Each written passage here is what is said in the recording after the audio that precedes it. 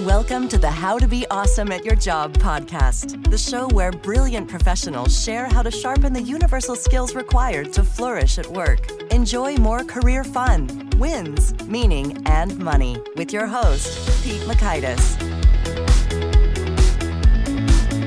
Hello, and thanks so much for joining us here for episode 516 with David Wood. David is sharing how to make difficult conversations all the more manageable. So you'll learn 1, what makes difficult conversations so difficult in the first place. 2, the 4-step blueprint for tackling such conversations. And 3, the simplest way to receive more quality feedback. So if you want to take a look at the show notes or the transcript or the links to items we've referenced, it's over at awesomeatyourjob.com/F516.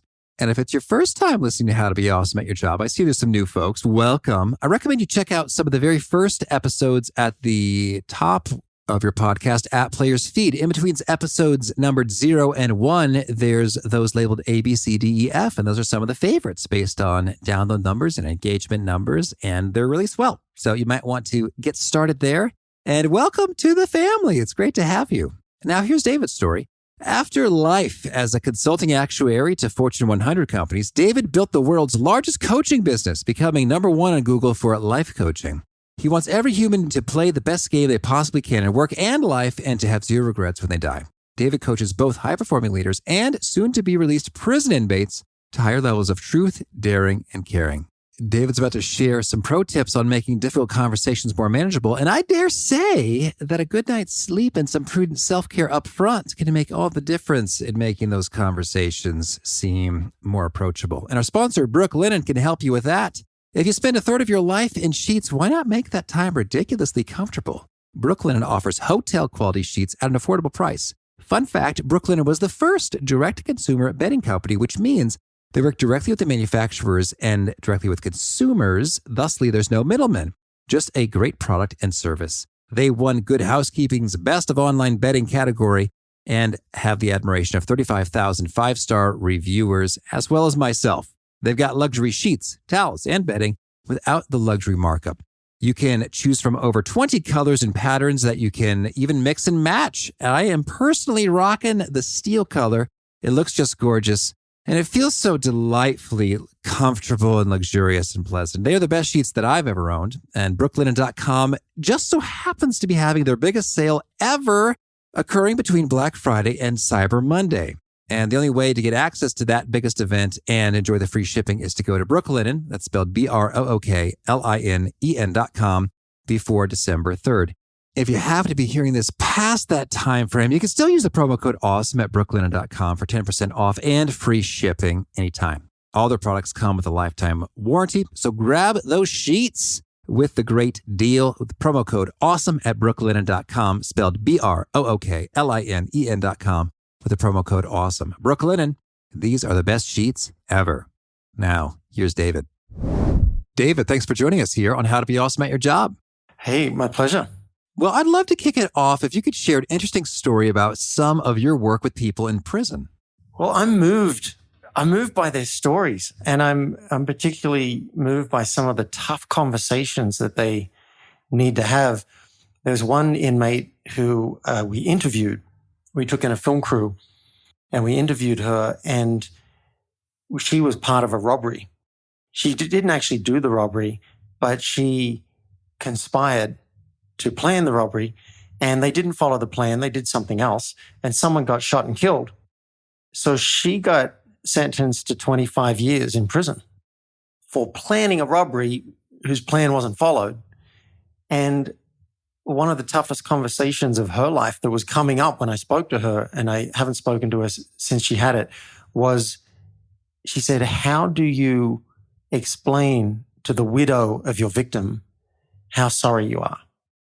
How do you say, I understand that your kids are now suicidal and you've lost your husband and it was all because of something that I set in motion? How do you explain how sorry you are? And I didn't really have an answer for that. So that's one story I'm moved by. I'm moved by many of the inmates and what they're facing on a daily basis. I'm intrigued. So in terms of your life's work and expertise, what is it you think that causes you to return to this population again and again? I keep wondering why I go back into prison. I think initially it was a fascination with confronting my own freedom, because I think that we take so many things for granted. And I wanted to see what was it like to go in and serve this underprivileged population. And then when I got in there, I found out how grateful they were. They were really humble and they were really listening. They wanted to learn, how am I going to communicate with a potential employer? How am I going to handle tough conversations with my family while I'm in prison? And then when I get out, since they're blaming me for everything that's gone wrong. So they're listening and they want to know. And then when we leave there, they're just so grateful. They said a lot of people won't come and spend the time with us. Thank you so much. So it gives me a chance. A lot in my life is going really well, and it gives me a chance to do some service. Cool. And can we zoom out a little bit? I'd like to hear a bit about your philosophy and organization, Play for Real. What does this mean? Well, I believe we're all playing a game. I know not everybody has that viewpoint, but I think life is the greatest game there is, and the stakes are very high. Like literally, we can die. So the stakes don't get much higher than that. But if you don't know that you're playing a game, what can happen, let's say in your job, you can get tense. You can start to feel overwhelmed. You can start to get a bit crabby and snap at people because now you're stressed and you've forgotten that you're playing a game. So I'd like everybody to be able to tap into the flow of life by remembering this is a very high stakes game. But I don't mean we're being frivolous about it and we're just like dancing through the daisies with butterflies floating around our hair, not a care in the world. I'm saying let's play the game, but let's play it like we mean it. Let's play it as if we may not get another chance to be reincarnated and live a second life. Let's play, but let's play for real. So to me, that means let's try and live so that on our deathbed, we will have zero regrets and say we absolutely gave our job and our relationships and our life everything that we possibly could. That's powerful. And so we're going to spend most of our time talking about how real conversations are difficult conversations, how that plays into it. But just to get oriented to the broad picture, you lay out 4 particular obstacles or enemies of playing for real. So what are those? And can you give us the quick version of how to overcome them? Yeah. So one thing that people are missing is real goals. They're going through life, but they haven't actually set goals that light them up. So that'd be the first thing that's missing. The second thing, suppose you have goals, you know where you're heading, but not everybody sits down and creates a strategic plan and says, this is exactly what needs to happen for me to achieve those goals. So we're just talking about a lack of a strategic plan. The third one is there's no real action. It's one thing to have a plan. It's another thing to implement the damn plan. So many of us get distracted by Facebook messages and text messages and people coming and knocking on the door that we don't actually take action on the things that we say matter. So lack of real action is the third one. And then the fourth one is lack of real growth. And I've identified 3 values that I've found critical to up-leveling in life and business. And that's increasing your truth, increasing your levels of daring, and increasing your levels of caring. So by addressing these 4, we can actually create real goals. We can create a real plan. We can get in real action. And by increasing levels of truth, daring, and caring, we can actually have real growth in our life. And if you follow all 4 of those, then I say that leads to a regret-free life. And I think that makes a lot of sense to me in terms of, I can see these 4 things need to be in place to really move forward on cool stuff that matters. And if we increase the truth and daring, that's going to certainly help you out there. Now, I guess I have a bit of a picture or an assumption, at least, on how daring and caring apply and how they're special. But can you expand upon increasing truth? What does that mean and how is it done? Right. Well, let's tell you, this is about being awesome at your job, right? So if you want to be more awesome at your job, let's look at how you can increase your levels of truth. Now, if you're not speaking up and talking about something that doesn't work for you, then you're hurting yourself and you're hurting the team. So let's say Bill over in accounting is doing something that's actually slowing down your job. and you stay silent, well, that doesn't really help anybody. So by increasing our levels of truth, we can start to speak up about what I need, about what the team needs, and about what the company needs. It might be that you need a pay rise. And so by you sharing that with your boss, you're increasing your level of truth. And I actually have a secret mission. I want everybody in the world to increase their levels of personal responsibility, to increase their levels of agency so that we're speaking up and we're causing the matter instead of just being passive or even worse, complaining or gossiping. So that's an example of how we might increase truth. Now, to increase daring, I think you can start to see how it goes hand in hand. For you to speak up and be the squeaky wheel at work, it might take some courage. To go to your boss and say, may I have more money? Or can I get a transfer to this environment? Or, hey, I think I'm being discriminated against sexually in the workplace. All of these things take daring to speak up. Also, it's daring to say, can I have that Japanese account? Or to say to a prospective customer, how about you sign up for a year instead of 1 month? So those are just some examples of the daring. And then caring, you can care for your fellow workmates and actually care that they do a good job and that they're doing well and that they're feeling appreciated. You can care for your direct reports. You can care for the relationships between you and your customers. You can care for your personal relationships and nurture the relationship with your kids, with your parents, with your spouse. And you can also practice self-care because burnout's becoming a bigger and bigger problem in the workplace. And if we're not taking care of our nutrition and our rest and our exercise, then eventually we are going to burn out and it's going to whack us with a big stick.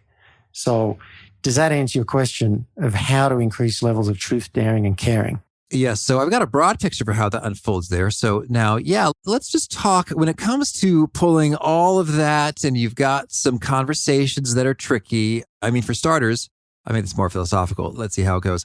What makes a difficult conversation difficult in the first place? Fear of loss. We're usually worried about losing something. So a difficult conversation at work could be, again, may I have a pay rise? We might be worried about annoying our boss and getting cut out of the next project. Or maybe the boss says, we really don't have the budget to support your salary and you've just reminded me you're fired. Or let's suppose with our partner, a really tough conversation can be a confession. Hey, I kissed someone and broke an agreement 3 years ago and I want to come clean about it. We could lose that relationship. So fear of loss is one of the biggest things that makes something a tough conversation. The other thing, which I think is linked to this, is vulnerability. We can't control a tough conversation. We can't control the other person's reaction. If they get upset, they get defensive. We can't control what they do. We can't even control how the conversation goes. So we're stepping into vulnerability to have a tough conversation. And I can understand why a lot of people might want to just sweep that under the carpet. Okay, so that's why it's tricky. So then how do we go about having these conversations effectively? Well, I have a 4-step blueprint. And by the way, tough conversations, I've been interested in those for 10 years and helping my clients, but it's only recently that I realized how well they fit into truth, daring, and caring. Because it's all about telling the truth. It takes a lot of daring to have a tough conversation, and it takes a lot of caring to do it right. So I've been very excited when I realized, this is a way I can express truth, daring, and caring in the world, and one of the ways that we can play for real. So how we do it is I have a 4-step blueprint. And if you like, we can give listeners a download at the end of this so they don't have to write down a whole bunch of notes. Oh, sure. Let's do that too. So, okay, 4 steps. Yeah, 4 steps. And if you like, we can use an example with an authority figure. So, it could be something that you want to say to your boss, or we had an example with one of the prison inmates, and she was saying when the guard was late to his shift, that meant that I couldn't be where I needed to be in the prison, and I got chewed out by another guard, and it really impacted my life. And she said, how do I have that tough conversation with an authority figure who has the ability to make my life hell. And anyone with a job knows that their boss has a lot of power over them financially, their work hours, a whole bunch of things. So we can use that as an example, perhaps. Step one is you ask permission for the conversation. Don't just launch into it. So with this prison inmate, for example, she could say to the guard, excuse me, Mr. Smith, do you have just a few minutes for a quick conversation? And this is a good point to share your hope for the conversation. And we'll give listeners a worksheet as well. When they download the 4-step blueprint, there's a worksheet so you can prepare for this. And that's where you'll work out your hope. Now, her hope was, my hope is you could understand a little more about what it's like to be an inmate, and that hopefully that might influence some of your decisions in the future. Something like that. Or my hope is that my life might be a little bit easier if you understand a bit more what it's like. And then step two, this is where you can share your fear or concern. Now, I guarantee there's a fear or concern, or you wouldn't be calling it a tough conversation. So in her example, I'm hesitant to bring this up because I don't want to offend you. You might feel offended or defensive, and you might not want to listen to me, and I might get in trouble. And then step three, this is where you share the issue. And if you have a request from your worksheet, this is where you'd put in the request. So in her example, again, it might be something like, when you were late, I got in a lot of trouble.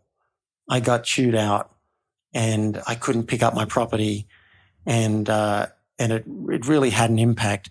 And my request is, to whatever extent you're able to, if you could try and be on time, then I'd be really grateful. And then step four, the last one, I think can be the most important. This is where you get curious and you listen and negotiate. We don't want to have tough monologues. We want to have tough conversations. And this is also where caring comes in. So it might look, in this example, something like, I'm wondering, how is it for you to hear that? Does that make sense? Does that sound workable? Do you have a better idea? I'd love to hear anything you've got to say. Because you don't want to just dump this and then run. And you may find out, she may find out that this corrections officer may have a better idea than she had. The corrections officer may be like, look, I'll speak to the other CO and I'll smooth things over for you. Or I can't guarantee I'll be on time, but I'll help you out if you get in trouble because of it. We don't know. But that's the point. Step four is get curious, and then we listen and negotiate. Okay, yes, I like that. It makes sense. And it's handy when you sort of have, I don't know, a preamble, but you share those bits in advance. And I think it makes them more kind of sympathetic or appreciative that you're a human being and you have some sensitivities, vulnerabilities, and you're not trying to attack them. That's right. It's relational and it's vulnerable. It's like, here's my hope out of this. Here's my fear or concern out of this. I'm a real person. I'm kind of at my edge here. Changes the whole space.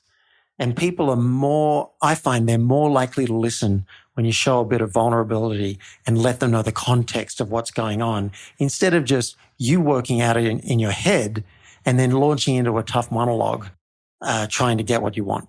Okay, well, let's do another scenario here. And I think this happens a lot in workplaces. Okay, let's say you are responsible for your project to get done, and that has any number of dependencies from other departments, which you don't really have control or authority over those folks who need to provide some key stuff or inputs for you to get the job done. And so you've got to do some of these prompts or follow-ups to get the goods, like, hey, you didn't give me your stuff when I needed it. But I've always found that sort of tricky in the environment in terms of, how do I do an appropriate follow-up, and when, and what are the prompts I should be using to get what I need without being sort of an offensive or pestering, because I don't want them to think, who is this guy and why is he always in my business pestering me nonstop? So yeah, okay, there's a scenario. Let's walk through how you'd approach such conversations. Perfect example, and very similar to this inmate who wanted something from someone else who had some authority. She couldn't control it. So it was really a request. And you've, in giving that preamble, I think you've given all the answers we need. So first step would be asking permission, right? We're not going to dump it on someone. We're going to say, hey, have you got a few minutes to talk about this project? And this is where you'll slip in your hope. My hope is we can be more in sync as a team and and to be honest, that I'm going to look even better with my boss, for example, right? I'm making that up, but I probably want to look good with my boss. So that's my hope. And then my fear or my concern about bringing it up is, I know you don't report to me. I know it's not your job to make me look good, and I don't want to be too obnoxious. I don't want to be stepping on your toes, and I don't want to put you offside. So a little hesitant to bring it up, but I think it's worth talking about. So now we've been real, we've shared a hope, we've shared a concern. And then step 3, share the issue and include a request if you have one. So the issue is, I would share the impact. When I get the material later than you said it's coming, there's a whole pipeline that gets messed up and it ends up taking us longer. And then sometimes I get in trouble for it. That's the impact. And so my request is that if we can be more rigorous around our deadlines, and if you don't think you can get it to me by Thursday, give me a firmer deadline of Monday. But if you say Thursday at 5:00, my request is that we be a bit more rigorous with it. Do you think that would work? And now I'm already going to slip straight into number 4. What do you think about this? Have you got any other ideas? Because this isn't quite working, and I'd really like to find something that does work. And so defensiveness pops up during the course of these conversations. Do you have some pro tips for navigating that? Yeah. And I like what you said. Like, I don't want to be obnoxious. I don't want to be nagging all the time. So I'll share that concern and I'll say, how do I request things from you without being a nag? How do I do it? Do you have a suggestion for language? I'd really like your ideas on this because I'm a little bit stumped. And then you work it out together. Okay, sure. Now, can we talk about going first? I've got Stephen Covey in my head here now saying, seek first to understand, then be understood. How do you think about that sequencing or timing of who's going first and when is it optimal? Yeah, great. I love that. So in the download, you'll get some pro tips. And one of the tips is, if you find that the other person is not really listening, they're just jumping in. So you say something like, if I get the things later than we said, then I said, oh, well, look, my boss was doing this and blah, blah, blah. They're not listening. Then you could try some words like this. Hey, I want to hear that. And I want to try and get this out in one go. Do you think you could give me just 2 minutes? And I think I can cover all the bases. And then I'd love to hear everything you've got to say. So we'll just take turns at. Is it okay if I go first? And if it's not, okay, maybe you go first and I'll listen first. I'm okay with that. The main thing is that you take turns and that there's actually two-way communication instead of someone just getting triggered and kind of running the show. If that happens, make the request. Can I go first? And if not, you go first. Can you say the question again about the sequence of timing? Oh, sure. So we talked about, can I go first? And I'm thinking about Stephen Covey here with one of those 7 habits of seek first to understand, then to be understood. So how do you think about the timing and the sequencing of who goes first and talking versus listening? And are there particular circumstances in which you recommend listening first, or just how do you think about that? Well, I think it's sometimes a matter of charge, like who has the charge. So if you're the one that has some emotional charge on something and you're a bit at your edge, you might just want to request permission. Can we talk about this? Can I share this issue? And if you get a yes, go for it and then find out their reaction. So I think it makes total sense for you to go first. If you think that they might have a bit of charge, let's say you think they're really upset with you about something, then you might say to them, look, I want to have a conversation about this and I can go first if you like, or if you like, you go first and I'll listen and then we'll switch. So you can still ask permission for the conversation, but then you might throw it up in the air, because if they've got a lot of charge, then the chances are higher they're going to get triggered, angry, defensive, upset, something like that. And I might want to preempt it and let them just hear their issue first. But sometimes you're taking something to someone where you don't even know if they've got an issue. So I don't think we have to artificially try and get their side first. I think it's fine to just lead in and see if there's permission for you to share your side. I got you. Thank you. And then in terms of sort of managing in your own head and the emotions in the midst of these conversations, anything you recommend on how you can do that well? So if you're starting to like freak out, do you have some tips? Or if you're feeling a little scared, nervous, anxious, and some things show up that you weren't expecting, what do you do? I can see why you've got so many good reviews on your podcast. You ask really good questions. Well, thank you. So, yeah, we're talking about some emotional regulation now. If you know that you're going to have an issue, for example, I had a podcast host say, how do I share with my mother who's got Alzheimer's and is dying? How do I share with her all the things that I've been disappointed about in my life? You know, I want to have no secrets between my mother. Now, that's a tough conversation.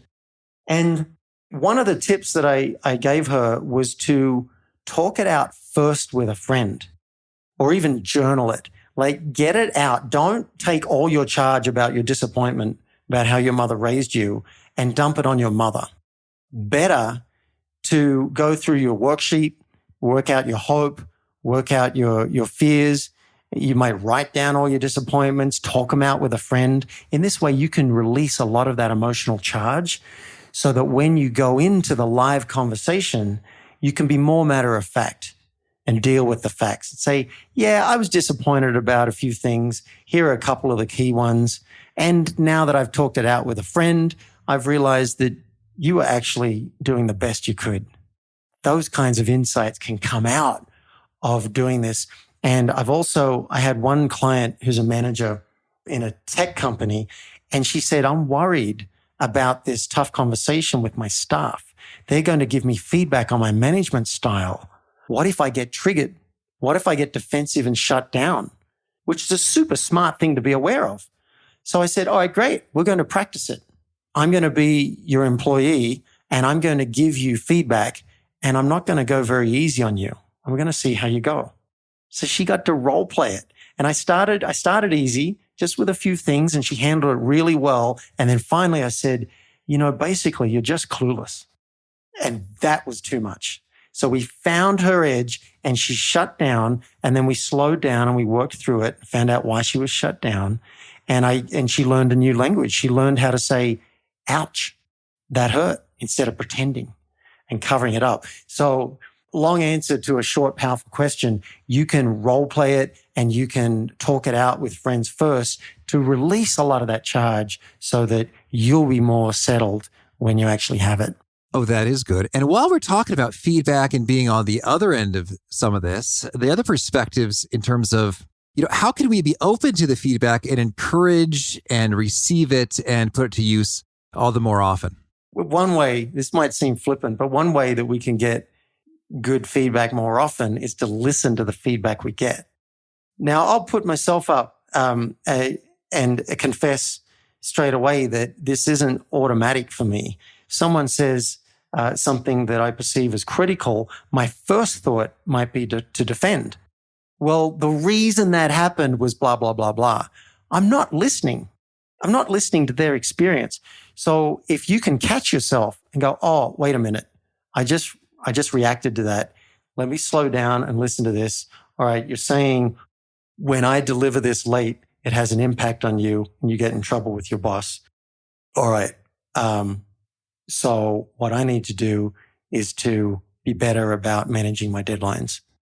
Now, if I'm willing to actually listen to someone's world instead of just defending myself, they're more likely to come to me next time and say, hey, that conversation went well. How about this one? Would you be willing to try this? But how many people do you know at work who just historically have not been open to requests or criticism or feedback that's less than glowing? And so I know people that I'm not going to give them any feedback because they're bumpy and they're just not open to it. So I stopped giving it to them. Totally. Yeah. Yeah. I've got this manager I was just talking about. She wants feedback. She wants to be a great manager, and she knows to be a great manager, she's got to know if there's a problem. So she's gone to each of her team members and said, would you be willing to tell me if there's something I'm doing that's not the best? And she told them a story about her boss. She'd say to her boss, what could I do better? And the boss is like, oh, everything's good. Everything's good. No, you're doing great. What happens? And then when it came to review time, the boss said, well, here are 5 things you could have done better. And she was naturally pissed. She's like, I wanted that feedback. I could have been better already. So she told that story to her staff to let them know that she really does value the feedback and to model for them what it's like to actually request feedback so that some of them could go, oh, and same here. Let me know if I can do something better. Real ninja move to cultivate that. Excellent. Well, David, tell me, anything else you want to make sure to mention before we shift gears and hear about some of your favorite things? Well, I like talking about my favorite things. So let's shift gears. If you don't enjoy shifting gears away from making cool stuff towards the administrative side when you're running your own business or side hustle, check out our sponsor, Honeybook, because sometimes all them proposals, contracts, and tracking down payments can really bog you down and sap that enthusiasm. But Honeybook can really help. Honeybook is an online business management tool that organizes all your client communications, bookings, contracts, and invoices into one handy, convenient place. You can save time and make things look gorgeous with their thoughtful professional templates, invoices, proposals, intake questionnaires, e-signatures, payments, and more. Oh my, which altogether provide for a great integrated client experience that really just makes you look all the more awesome at your job. Honeybook has really thought things through. These little details I just really geek out over. I love it. So, for example, when I added my logo, Honeybook automatically suggested a button color based upon the color in my logo. I didn't have to dig up the hex code and do a color match. They just did that for me, and it looked great and sensible and all fit together nicely. So those beautiful, thoughtful, professional time-saving features have made Honeybook the number one choice for client management for freelancers and small business owners. Right now, Honeybook is offering our listeners a whopping 50% off when you visit honeybook.com/awesome. And you can choose flexibly whether you'd like to pay monthly or annually. You still get that 50% off. So go to honeybook.com/awesome for half off of your first year. One more time. That's honeybook.com/awesome. All right, let's do it. How about a favorite quote, something you find inspiring? Well, I'm going to quote myself because I said something a couple of months ago and it stuck with me. And it feels so core to the work I'm doing. And what I said was, the tough conversations we haven't had form the boundaries of our world. They literally form the boundaries of our reality. But the tough conversations we do have become the defining moments of our relationships, our careers, and our lives. And how about a favorite study or experiment or bit of research? Favorite bit of research? Well, there's an assistant professor on the East Coast of the US who surveyed, I think it was 150 hospice nurses to find out what people actually regret on their deathbed. You hear so much talk about, oh, on your deathbed, people wish they hadn't spent so much time at the office, blah, blah, blah. But where's the research? Well, I'm telling you, there isn't any. This guy's got the closest piece of research. It's very hard to get to the actual people dying due to privacy laws and permissions of the hospital and family and all these things. I've tried, but he actually researched the nurses and found, say, the top 5 regrets of the dying. So that's one of my favorite pieces of research, just because it's the closest that exists to what I really want to see, which is actually asking those who are dying. And for those who haven't seen the study, could you share a couple of them? Being true to oneself. That's one. And I may not have the words right, but being true to oneself, speaking up for you instead of living other people's dreams. That's one. And I think an example of that would be telling people how much you love them. And I can relate to that. When I imagine being on my deathbed, there's a scan, and I've been near death. I've been sitting on a plane with the engine caught on fire. I've had my parachute collapse and head plummet towards the ground. And I've scanned, is there anything left? Is there anything left unsaid? In fact, I turned to my partner with the engine on fire and said, we're good, right? Is there anything we haven't said? And we agreed. We were solid. I want that experience for everybody, that you don't die with anything left unsaid. And how about a favorite book? I'm a fan of the work of Byron Katie. And so I'm going to mention Loving What Is because it was my first introduction. I didn't get a grasp of the work from that book, but it was what led me to go further with Katie and finally get a grasp on the work. So Loving What Is by Byron Katie will start to introduce you to this. And that reminds me of a quote of hers, which is one of my favorites, which is, the worst thing that can happen to you is a thought. It's a whole game changer to start to realize that circumstances don't give us our experience of our life. It's what we're believing that gives us our experience of life. And Katie gives us a way to hack those painful thoughts to get to peace. And is there a favorite tool you'd recommend to people to be more awesome at their jobs? Yeah, I'll recommend the 4-step blueprint for tough conversations, which we'll give your listeners in a few minutes. And a favorite habit? Ooh, I like something called somatic sequencing. It's new. This is new for me. I've been running from a lot of the sensations in my body for years and years. And I believe this is why people pick up a cigarette or they smoke or they have a glass of wine or we take some medication to kind of numb ourselves or watch TV. But I've been experimenting with a therapist in feeling the feelings. Like I'll go and lay down a special place in the house and I'll be like, what is happening in my body? And I'll just feel it and I will try and welcome everything that's happening. And that's been a bit of a game changer for me. So that'll be my new favorite tool or practice. And if folks want to learn more or get in touch, where would you point them? You can go to playforreal.life. At playforreal.life, you can download the blueprint. If you are serious about up-leveling in career and life at the same time, then see if you qualify for a discovery session with me. If you do, I don't charge for those sessions. And I have joined the ranks of the podcasters in the last week, Pete. And if you'd like to listen to me as well as Pete, then Tough Conversations with David Wood is a new podcast you can subscribe to, again, at playforreal.life. Cool. Well, David, thanks. It's been a whole lot of fun. I wish you all the best and keep on doing the great work as you're playing for real. Thanks, Pete. I appreciate you. And I appreciate David for sharing that great insight and his time with us, as well as I appreciate our sponsor, Everlywell. If you'd like to start some great conversations about your health with some easy, useful data, definitely check out Everlywell. Everlywell provides a whole host of handy home health tests. For example, they sent me an easy food sensitivity test to help me get to the bottom of any problematic foods. And for me, they pinpointed eggs as potentially problematic, and everything else was totally fine, which blew me away. Eggs, I never would have made that guess. And so now I am experimenting a bit to see what impacts egg can make on my daily energy levels and joint pains. And so now I've got a really clear, targeted, actionable lead instead of just a broad-based suggestion of, hey, eliminate all 96 of these potentially problematic foods, which would be really hard. And BT Dubs, Everlywell really does cover 96 foods in that test. It's quite impressive. And they've also got 35 other at-home lab tests, which include things from that food sensitivity to thyroid to heart health.